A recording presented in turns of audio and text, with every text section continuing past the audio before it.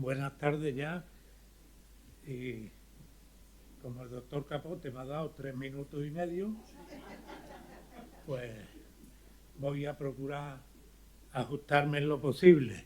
Lo que pasa que yo, que soy muy aficionado a los toros, los aficionados antiguos decían que las faenas tenían que ser cortas pero de pases largos. Y en el mundo taurino actual lo que se impone de moda, cuando el toro es bueno, es que la faena no se acabe porque lo que quiere el público es que indulten al toro. Y yo me voy a ajustar a lo del siglo XXI, que me indulten ustedes si me paso unos minutos. Bueno, yo por puro protocolo tengo que darle las gracias evidentemente al doctor Capote y a los organizadores, incluido el Grupo Granel de la Sociedad Andaluza de Hematología y a la Junta Directiva de la Sociedad Andaluza por permitirme el mantenerme con presencia pública en actividades hematológicas.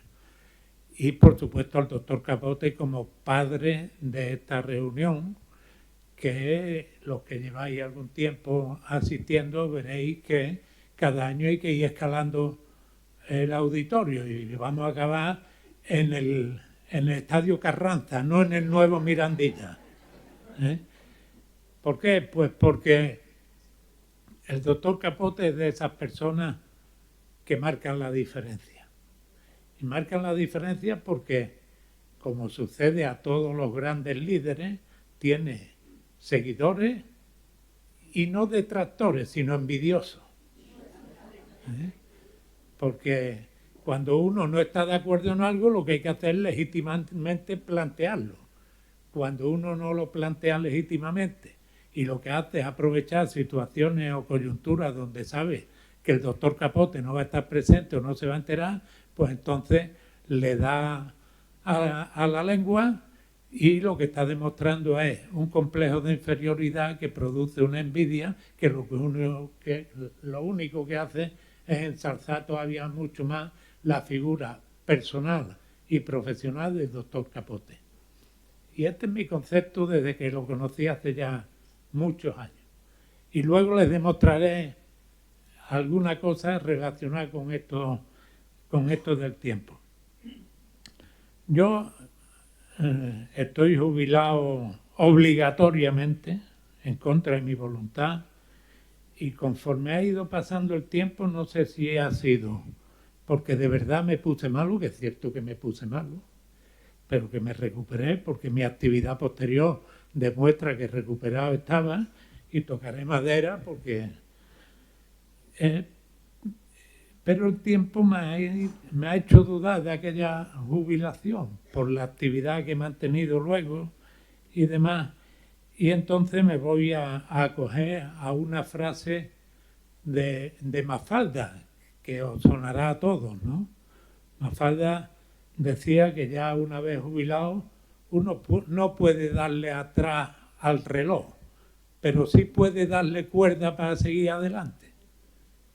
Y esto es lo que yo estoy ejerciendo desde que no sé si porque era un jefe incómodo para los directivos o que estaba verdaderamente malo y interesaba quitarme de en medio. Lo que pasa es que como bicho malo nunca muere, pues aquí estoy. Yo hay alguna cosa que me parece importantísima y el doctor Capote lo ha puesto en manifiesto ahora en su intervención final, ¿no? Hablando de las novedades que supone la medicina de precisión y de los elementos que construyen todo ese proyecto de futuro inmenso que es la medicina de precisión, pero ha hecho hincapié sobre todo al final en algo que me parece trascendente, porque ha citado la historia clínica. Y ha citado la historia clínica porque quizás yo ya esté un poco anticuado, ¿no? Pero la historia clínica y el valor de la palabra son imprescindibles en la relación del médico con el paciente.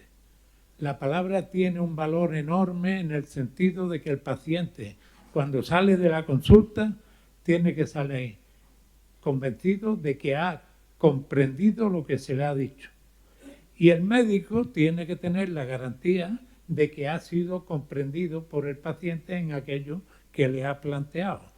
Por eso empezaba con muy buen criterio el doctor Espeso diciendo: voy a hablar del linfoma como hablo con mis pacientes en la consulta. Porque esta es la gran virtud del médico con sentido ético y humanista de su profesión.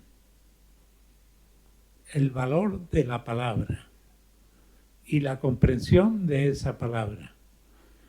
Por tanto, yo, repito, será que me voy quedando ya un poco retrasado, pero la intervención del doctor Capote nos ha planteado algo que es histórico. Parece que es la medicina del futuro, pero esto lo decía ya el doctor Marañón en los años 50, aquí en España. El doctor Marañón era una figura universal de la medicina, ¿no? Y decía que con el paciente había que hablar y tener presente desde la objetividad de la clínica a la subjetividad de la vida personal de ese paciente, porque eso es lo único que permitiría afrontar el desafío que supone la atención integral del paciente. Criterio clínico objetivo, criterio de vida o biografía personal del paciente en lo subjetivo y, como conclusión, atención integral del paciente. Porque el paciente, como se ha dicho ya aquí hoy, y yo repito todas las veces que puedo, el paciente es persona antes que paciente. Y nosotros tenemos que manejar a esa persona como tal. Y no pensar nunca, jamás, y el que lo haga así será siempre un mal médico por mucho conocimiento que tenga, no pensar jamás que el paciente es algo diferente a la persona y que es únicamente un método para poder ganarse la vida. El médico que piense de esa manera jamás podrá ser un buen médico. Podrá ganar mucho dinero, podrá ser muy famoso, pero nunca será un buen médico. Y esto, que yo hago extensivo a toda la profesión, tengo que reconocer que tiene singular importancia en la especialidad más bonita que existe, que es la hematológica. Los hematólogos vivimos para y por nuestro paciente. No tenemos hora o no debemos tener hora para atender las inquietudes que nos planteen nuestros pacientes. Y esto es un atrevimiento por mi parte decirlo aquí en este foro. Porque si hay un foro en el que esté demostrado esto que acabo de afirmar, de la dedicación al paciente, precisamente Cádiz. Y en la persona del doctor Capote, en colaboración y en sintonía y en conexión personal, afectiva, clínica y absoluta con todos ustedes. Y esta es la virtud de un médico. Y en eso los hematólogos podemos presumir de que lo hacemos en cualquier ciudad, en cualquier hospital. Aquí han hablado compañeros de Córdoba, de Málaga, y estoy hablando yo, que ya estoy retirado, pero que soy de Huelva, que podría o debería poder venir, ahora que los Lamborghini hay que quitarlo, podría venir en bicicleta si tuviéramos una carretera entre dos provincias hermanas que hace 200 años y nadie nos la hace porque cuesta mucho dinero. Y digo esto para que nadie me tache indebidamente de lo que no soy.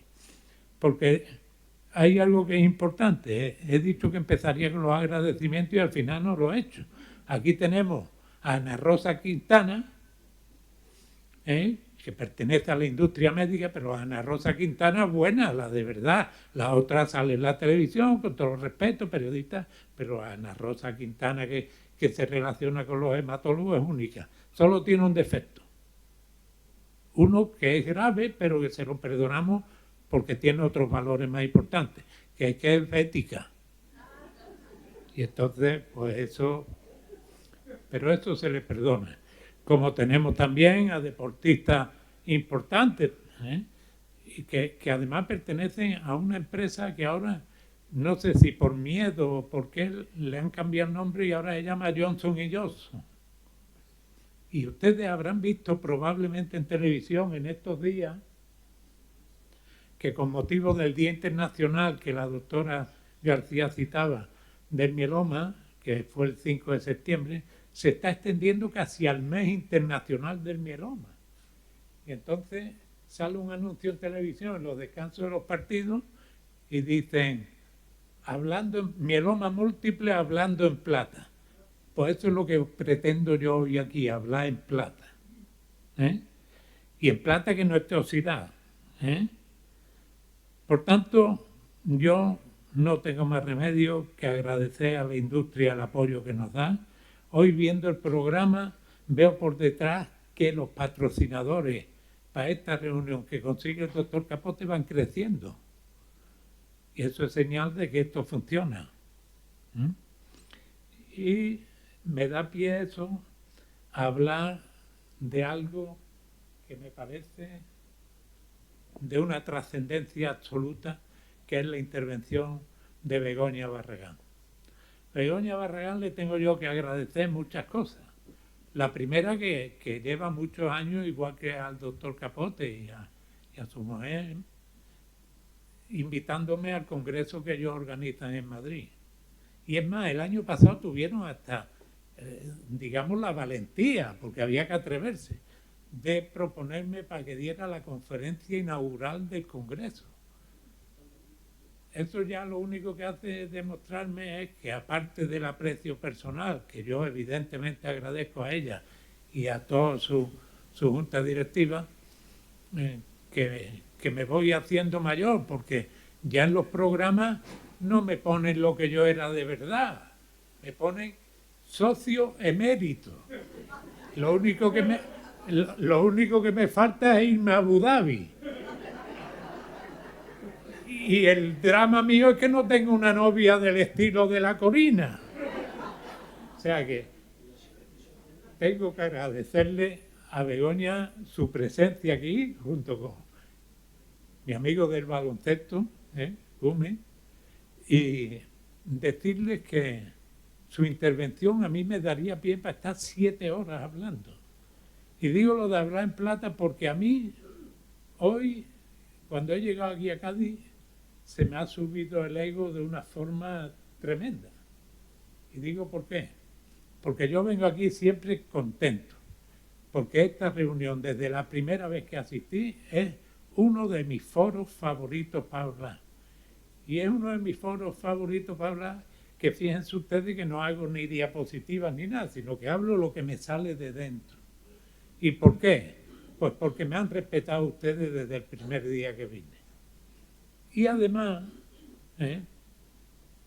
yo decía en el descanso a unos amigos, les decía, quien se crea que por haber hablado muchas veces en público no tiene ese cosquilleo en el estómago, es que es un imprudente. Yo puedo presumir de haber dado más de 100 pregones de Semana Santa del Rocío, de actividades profesionales, todas las que quieran. Pero siempre que uno se tiene que subir y ponerse delante de un micrófono hay que tener por propia responsabilidad ese cosquilleo. ¿Qué es lo que pasa? Que cuando uno tiene conocimiento de lo que va a hacer, es consciente del perfil del auditorio al que le va a hablar, pues a los 2 minutos se relaja y es capaz de nombrar al rey emérito. O sea, entonces, insisto que tengo que agradecer a Begoña porque, aparte de que aquí vengo muy a gusto, cuando he entrado, 3 o 4 personas me han dicho, hombre, está aquí, porque el doctor Capote nos pregunta, porque la fecha se pone dependiendo, como si yo fuera imprescindible. Aquí imprescindible no hay nadie, hay un elemento por encima de todo, que es el doctor Capote, y los demás vamos a remolque de lo que él nos va marcando porque nos fiamos de él. Si no nos fiáramos, pues yo no habría venido más veces, o si él no confiara en mi discurso, aunque me dé 3 minutos y medio, pero me invita todos los años. Entonces digo que me gusta porque esta reunión es una de mis preferidas en todo lo que tengo de participación pública. Y digo preferida porque solamente hay una segunda reunión a la que ya me gusta ir, pero por morbo.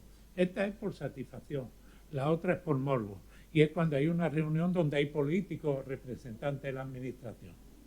Porque me gusta decirle las cosas igual que las estoy diciendo aquí y me gusta suscitarle el debate.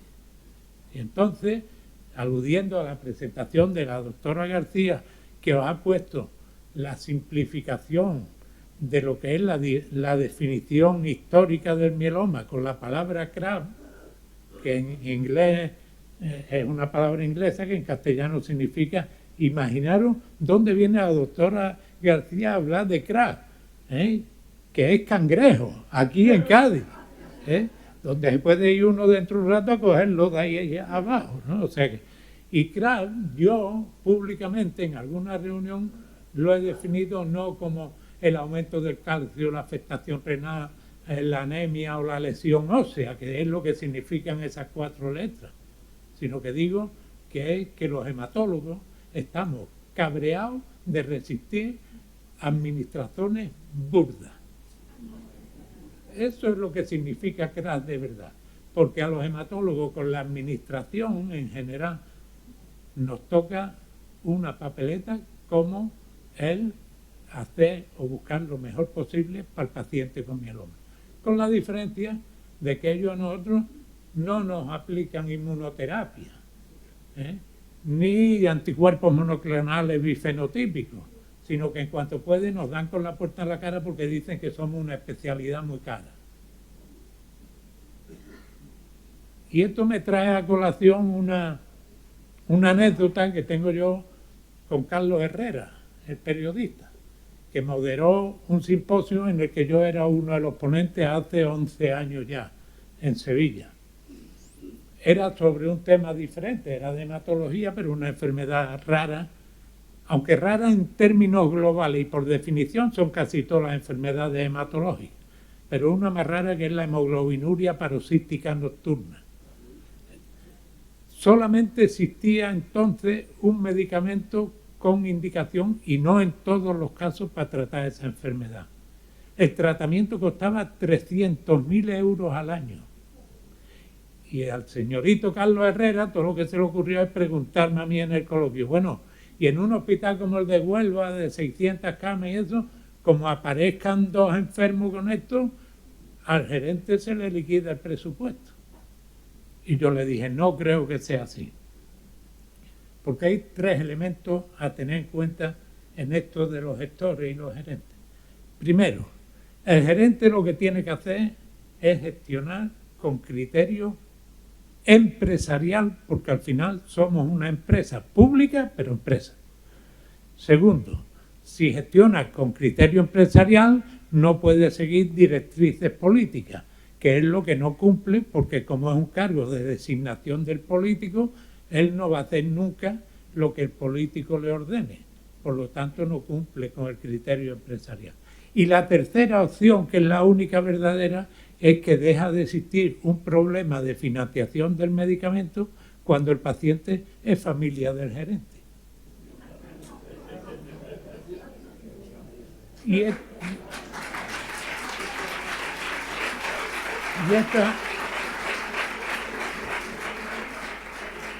esta es la pura realidad.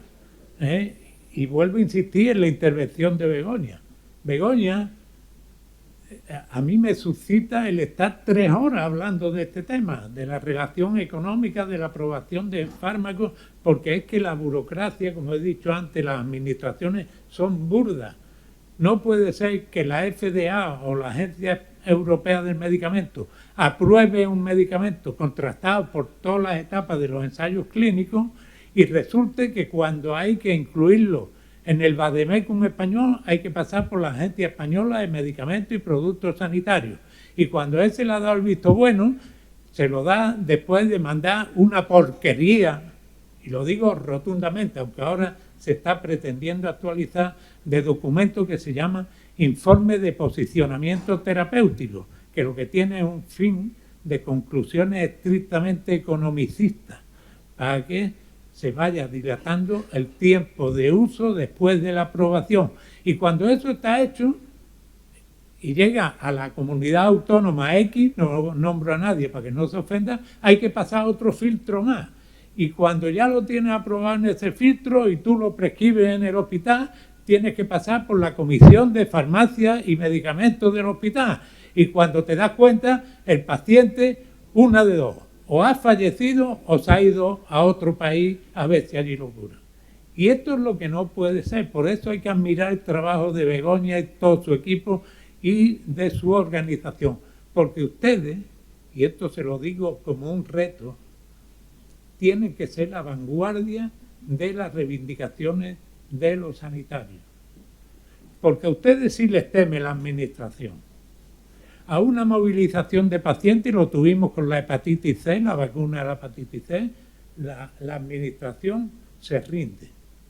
Ante un hematólogo de Cádiz, de Huelva o de Vitoria, no se rinde. Al contrario, si pueden, se lo quitan de en medio. Y a mí me plantea muchas dudas de ética, ¿no? Porque nadie crea, es una de las industrias que más puestos de trabajo crea en España, es la industria farmacéutica. Y la industria farmacéutica invierte miles de millones en investigar. Si aquí hubiera investigación de verdad pública, pues podríamos prescindir de ello. Pero no se puede prescindir de ello, al contrario. Cuando puede se le da hasta mala fama. ¿Qué sucede? Porque se produce lo que yo llamo un ciclo kafkiano científico. Porque la industria invierte en investigación para conseguir una patente. Y esa patente la saca al mercado. Y en el mercado pasa un tiempo, el laboratorio, la industria, lo que pretende es tener un porcentaje de lo que invirtió en el retorno de la venta de ese medicamento. Pero resulta que nuestra reina de España, doña Leticia, el día de las enfermedades raras salen todos los telediarios pidiendo que se investigue. Y la industria investiga. Y hay directivas de la Comunidad Europea que obligan a esa investigación. Y después de conseguir la patente, de sacarlo al mercado, de esperar un determinado retorno, cuando el médico prescribe, le dicen esto no se pone que es muy caro. Con lo cual estamos produciendo un fraude al paciente, por supuesto, a los médicos y a la propia industria, que tiene sus defectos, ¿eh? Ya he puesto aquí unos patentes, que hay un representante hoy aquí que encima es del Betis, o sea, que realmente estamos hablando de cosas tan importantes como el impacto publicitario que tuvo la última diapositiva que nos ha puesto Begoña. La de la esquela de la espera de los pacientes con la ministra sentada a su lado. La ministra, eso no le debió gustar, obviamente. La ministra, y digo ministra porque en este caso es ministra, pero puede ser extensivo a cualquier ministro de los que ha habido. La ministra, además de médica y madre, que dice ella que es, y lo es anestesista. Con lo cual, tiene todas las virtudes necesarias para dejarnos a todos dormidos. Lo importante que es que después podamos tener un buen despertar en reanimación, no nos vayamos a quedar dormidos de por vida. Bueno, pues esto es lo que hay que interpretar de la política que se utiliza, ¿no? Y yo tengo que decir que tengo una especial debilidad cada vez que escucho a Antonia, porque aparte de lo que te enseña, de lo que aprendes escuchándola, lo hace con esa calidad de voz, con esa tranquilidad, con esa serenidad y con esa clarividencia que asistí a una charla de María Antonia. Es un auténtico privilegio, un auténtico privilegio. Luego tengo que decir, para presumir de pertenencia a Huelva, que la doctora Martín, que está en Córdoba, es de Huelva, de Moguer, del pueblo de un premio Nobel. Por tanto, de una persona, de un pueblo, de un premio Nobel, nada más que podemos esperar categorías en sus propuestas, en sus exposiciones y hablar de los CAR-T. Los CAR-T es mejor que lo explique Fernando Alonso. Pero hablar de los CAR-T, con lo que eso tiene de complejidad en todo su procesamiento, en su aprovechamiento y todo eso, requiere una capacidad dialéctica y didáctica que hoy Vanessa nos ha demostrado aquí de forma rotunda y manifiesta. Y se llama Vanessa, pero habría que ponerla como la patrona de su pueblo, que es la Virgen de Montemayor. O sea que tengo que felicitarla a ella como a todos los ponentes, evidentemente, ¿no? Begoña ya he referido y hemos tenido oportunidad de hablar de esto en muchas ocasiones y en muchos sitios. Y al doctor Espeso tengo que decirle que su primera precisión de voy a hablar como le hablo a los pacientes en mi consulta me parece esencial en cualquier acto médico. No olviden que el primer acto médico en una consulta, el primer acto terapéutico en una consulta es cuando el paciente entra y el médico le da la mano y lo saluda. Ese es el primer acto terapéutico. Entonces, yo tengo que decirle a Manolo Espeso, al que tengo un aprecio enorme, y nos conocimos una noche en Osuna, que venía yo de una reunión en Madrid y tenía que moderar una mesa sobre patología linfoide, allí compartiendo mesa con un oncólogo. Yo a los oncólogos los respeto, pero soy un poco escéptico. Y allí nos conocimos y a partir de entonces hemos mantenido y compartido en la junta directiva muchas reuniones, ¿no? Y me ha encantado, porque yo creo que ni ellos mismos llegan a comprender sus propios informes, lo que ha dicho del PETA. Ustedes han leído alguna vez y no lo lean, pero si leen alguna vez por casualidad un informe de PETA, vaya a ser directo a la conclusión. Porque de lo demás yo creo que el propio radiólogo tiene sus pequeñas, y es una prueba, como él muy bien ha explicado, y la ha diferenciado de la resonancia y del TAC simple y demás, es una prueba de un valor incalculable para el seguimiento del paciente por parte del hematólogo. Pero es enormemente complicada su interpretación, porque los fundamentos de la prueba están basados precisamente en eso. Y yo le diría al doctor Espeso, que os ha hablado de las clases de linfoma, linfoma Hodgkin, linfoma no Hodgkin, que hay un chiste que yo le mandé al doctor Capote, me parece, en el que llama un individuo a la Agencia Europea del Medicamento, por ejemplo, dice, mire usted, soy el profesor Hodgkin y he descubierto con otro compañero 2 tipos de linfoma. Yo he descubierto uno y él ha descubierto otro. Y le preguntan lo de la Agencia Europea del Medicamento, los nombres, y él dice, yo soy el doctor Hodgkin. Dice, ¿y su compañero? Y dice el compañero, voy a poner un nombre desde el respeto vasco. Arrizabalaga, Orandía, no sé cuánto, 77 letras en el apellido. Y entonces, muy listo, el de la Agencia Europea del Medicamento dice, bueno, pues no se preocupe que ya están aprobados. Uno será linfoma de Hodgkin y los otros linfoma no Hodgkin. Porque es que hay más de 60 tipos de linfoma. Hay más de 60 tipos de linfoma. Pueden ustedes imaginar lo que esto supone para llegar a un diagnóstico exacto y certero por parte del hematólogo. Así que enhorabuena, repito, al doctor Espeso y a todos los ponentes. La doctora García, que ya he referido lo suyo respecto al CRA, tengo que decir que me gusta su intervención, sobre todo cuando ha hablado de la fragilidad, cuando ha dicho que califican a los pacientes en función de sus potencialidades, y ha hablado de la fragilidad. ¿Por qué? Porque yo estoy en el dintel ya de la fragilidad. Yo antes he bajado por la escalera al desayuno, pero me subió en el ascensor. Y esa distinción hoy día es trascendente y más en una patología como es la del mieloma.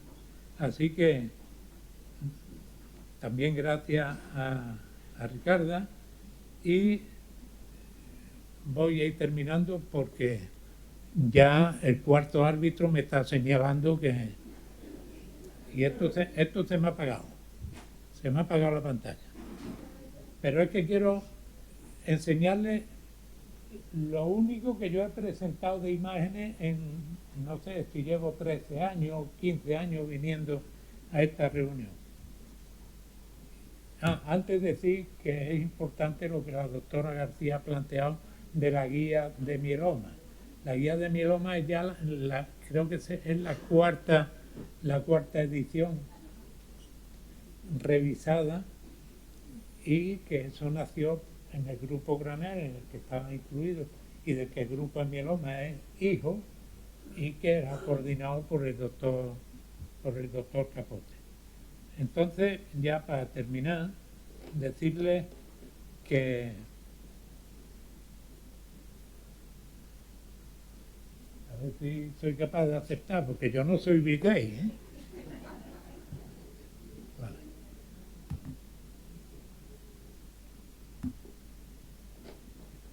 Esta es la demostración de lo que es capaz de hacer el Servicio Andaluz de Salud con un médico.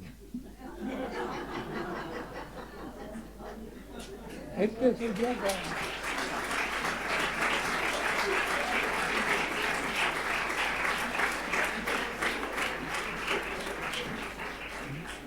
Cuando empezaba de hematólogo. Por eso, y no lo voy a decir yo, lo va a decir ahora cuando yo se lo indique el doctor Capote, de quien ustedes se fían plenamente para que no parezca que es una chulería por mi parte. Doctor Capote, ¿puede usted decirle al auditorio quién soy yo para la hematología española? George Clooney de la hematología.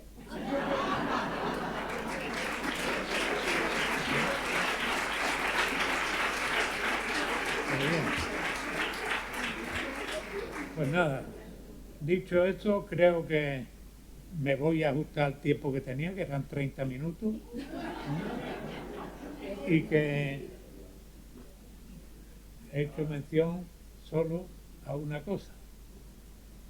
Esta fotografía se me ha ocurrido a mí, lo que pasa es que primero tenemos un pianista, Jesús Serrano creo que se llama, que nos ha hecho una composición con unas imágenes y con una frase final de esas imágenes que nos enorgullece a los hematólogos, porque decía algo más o menos así, como algo de agradecimiento a las personas que entregan su corazón a los demás. Dentro de un rato, ahora cuando bajemos, vamos a tener a JM, José María, que nos va a acompañar con composiciones musicales también. Y esto nada más que lo puedo hacer, a mí me plantean esto y me voy de la reunión, que Manuel Puerto, que es el técnico que acompaña al doctor Capote y que es un fenómeno de estas cosas. Y esto se me ha ocurrido a mí el ponerlo cuando he visto la intervención de Capote Jr.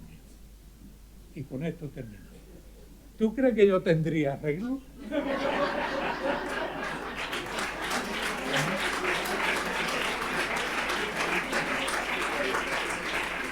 Porque yo, afortunadamente, de momento no me someto a tratamientos especiales. Tengo algunos para la próstata, algún beta bloqueante para el corazón, una mijita de metformina para el azúcar, pero los pelos no se me han caído a mí por nada de esto porque no lo tenía entonces. De esto tiene la culpa el Servicio Andaluz de Salud.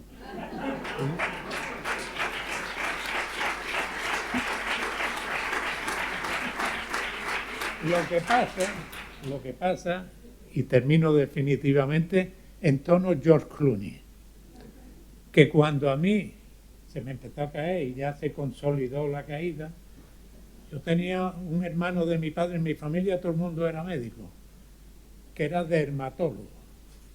Y un día cuando yo me lo empecé a notar, me lo encontré por una calle en Huelva y le dije a mi tío, y yo, que fíjate lo que me está pasando.